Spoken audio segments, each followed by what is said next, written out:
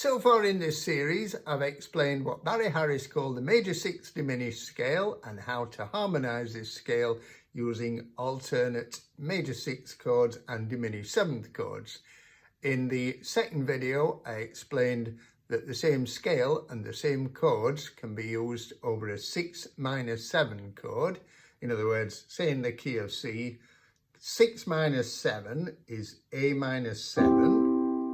And you notice that it contains exactly the same notes as C major 6. The A is down at the bottom there, put it at the top, got C major 6.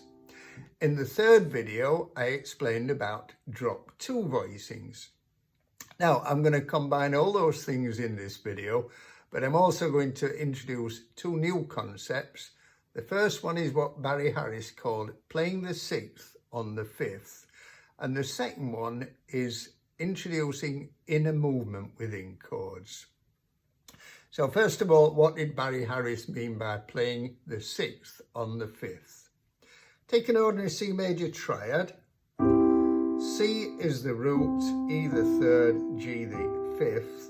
If on the 5th note, the G, you play a major 6th chord, in other words, a G major 6, but still have C down in the bass. Let's play this down there. You now have what we would normally call a C major 9 chord. We've got the root, the major 7th, the 9th, 3rd and the 5th. If you keep the C down in the root, you could play the right hand in different positions. You notice in that position, the chord in the right hand looks like E minor 7. That's because E minor 7 contains the same notes as G major 6. Now, of course, you don't always want to play it in those kind of voicings. You could spread them out however you like. In the introduction, I played this on the C chord. So let's have a look at that first bit and see what's actually happening. Well, first of all, I take the C out, the bass note, just look at that. I'm actually playing a G major 6 chord in a drop 2 voicing. That's a 4-way close voicing. I take the next to the top note out and put it down there.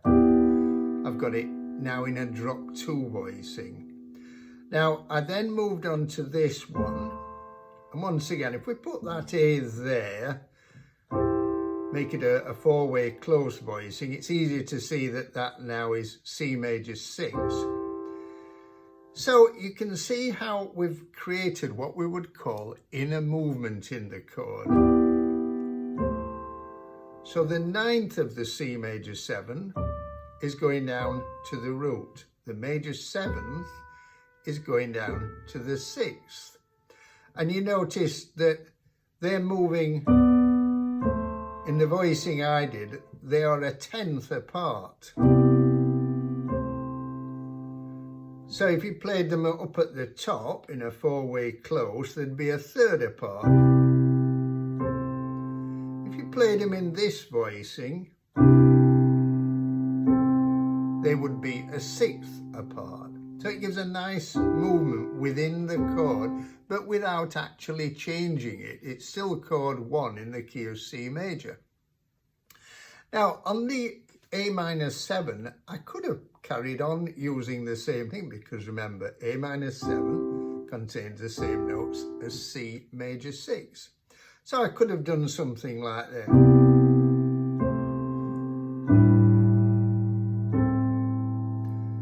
However, what I actually played was this.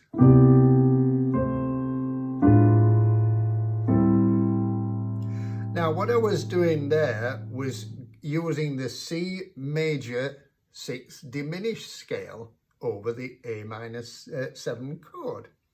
So, got to there. Now, what I did there, though, was play a diminished 7th chord with the A in the bass, so you get that nice bit of a discord, which then resolves when you go on to the A minor 7 chord. So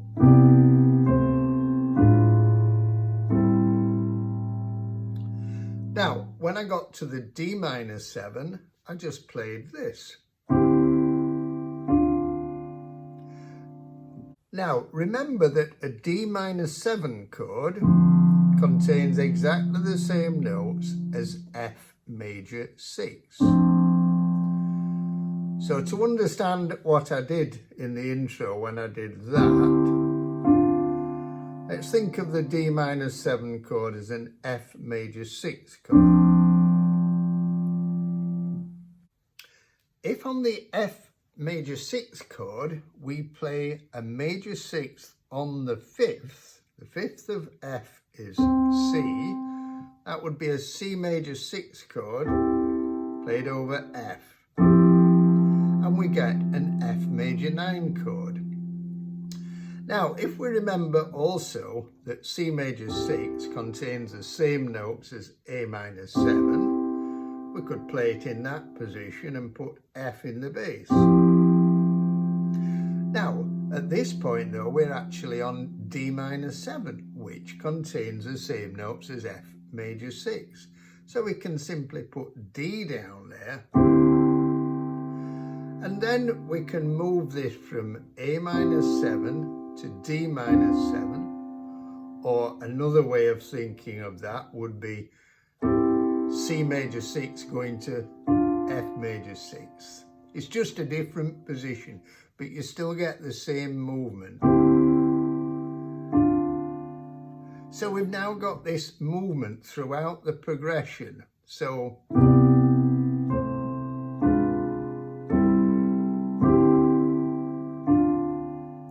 and then at the end I simply did a G7 with a flattened 13th, a sharp 9th going down to the flattened 9th. That position you could think of as an upper structure triad over a 7th in the left hand.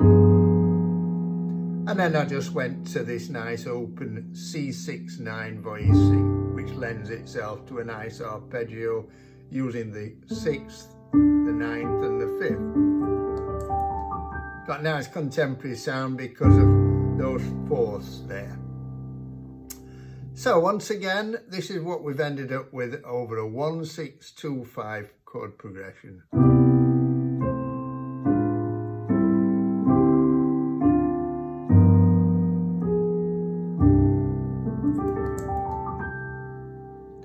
Hope you found that useful. If you did, please subscribe and give it a thumbs up. See you in the next video. Thank you.